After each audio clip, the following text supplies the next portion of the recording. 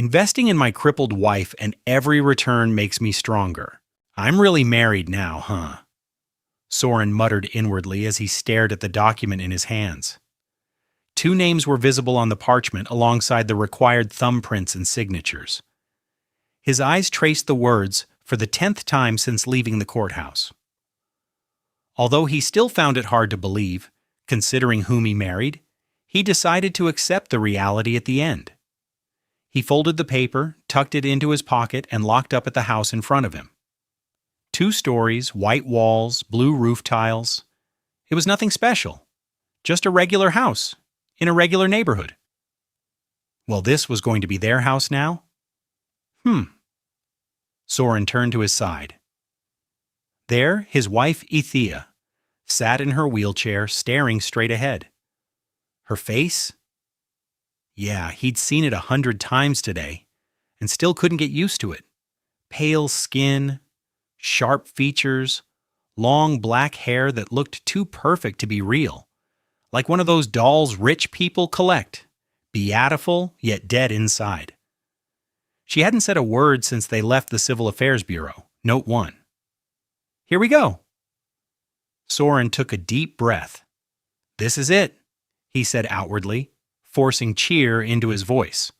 Our new home. Ethia remained silent. Shaking his head inwardly, he grabbed the handles of her wheelchair and pushed her toward the door. Inside, he gave her the grand tour. Living room. Small, but still nice, right? We don't need much space anyway. Oh, this is the kitchen. I can cook.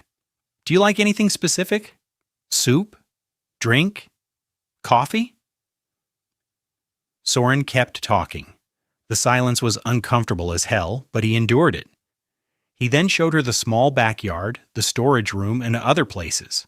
By the time they reached the top of the stairs, his throat was dry, and his optimism was running on fumes. Thankfully, they finally arrived in the bedroom. He pushed the door open. Double bed, wardrobe, nightstand. And this is where we sleep, he said. Then, glancing at her pale face. You tired? It's been a long day after all. Ethia stared at the bed, while Soren waited for her answer. 5 seconds. 10. 15. Still not talking, huh? Soren chuckled before speaking. All right, I'll take that as a yes. He moved the wheelchair close to the edge of the bed and positioned himself carefully. He then leaned down, sliding one arm beneath her knees, the other behind her back. The moment his hands made contact, cold slammed into him. A bone-deep frost sank through his skin and wrapped around his core. His breath caught. The sensation spread fast, numbing his arms within seconds. Then Ethia recoiled. Her body locked up. Every muscle that could still respond pulled away from him with visceral rejection. Her breathing hitched, becoming shallow and sharp. For the first time since he'd met her, her eyes showed something real. Revulsion. Soren froze mid-motion. He stood there, bent over her, arms committed to the lift. The cold continued to spread through his limbs, but it was nothing compared to the way she'd flinched from him. Like his touch was contamination. Like being held by him was worse than lying helpless in the chair. She can't even stand me touching her. The thought hit harder than the cold. But he couldn't stop now, so he forced himself to move. He adjusted his grip with excruciating care, trying not to hold too tight, trying not to make it worse. He ignored the cold, her obvious discomfort, and laid her on the bed as gently and quickly as he could. Done, he muttered, wiping away the sweat on his forehead with his already numb fingers. He then sensed her gaze and looked at her lying there, still as a corpse, and something twisted in his chest. Is she always this cold? Like, physically? He thought about what that must feel like, living in a body that felt frozen all the time. Probably miserably. Probably painful. Probably made you not want to talk to anyone either. You okay? He asked, softer this time. Need anything? Water? Extra blanket? Athea's eyelashes flickered, her lips finally moving. I need sleep, she muttered in a chilling and low tone. Soren blinked in surprise. Did she finally speak? But he pushed the shock aside and nodded. All right, then get some rest. Good night. He stood up, stretched, and walked to the other side of the bed. He was about to lie down when her voice came again. Alone.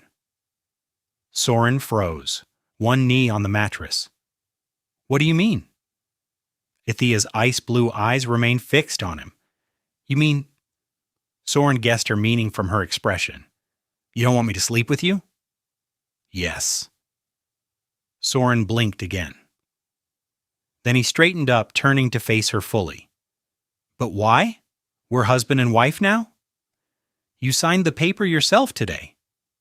His voice stayed calm, matter-of-fact. Or were you not being honest? Athea looked away. The silence stretched, making the atmosphere awkward. Soren opened his mouth, then closed it. The words sat on his tongue anyway. Or what? I'm not qualified to be the Ice Empress's husband? Is that it? But he swallowed them down. There was no point. After all, she was once the revered Ice Empress, the jewel of the Morvain family, a woman whose beauty and bearing could silence a room full of CEOs, and whose cold elegance made the social elite fight for even a glance in her direction. But now? Now she was a crippled girl in a wheelchair, married off to a nobody like him, discarded by the very family that once polished and displayed her. If their positions were reversed, if he woke up one day to find everything taken from him, he probably wouldn't want to talk to anyone either. So yeah, no point in poking at wounds that were still fresh. All right, he said finally. I'll sleep on the floor then. She glanced at him, wanting to say something, but Soren beat her to it. In case you need help at night. You can't exactly get up on your own, right? Soren took that as a yes as well. He grabbed a spare futon from the closet, tossed a cushion on top, and spread it out on the floor beside the bed. Not exactly ideal, but better than the couch. Besides, it wasn't like he hadn't slept like this before. He then lay down, arms behind his head, staring at the ceiling.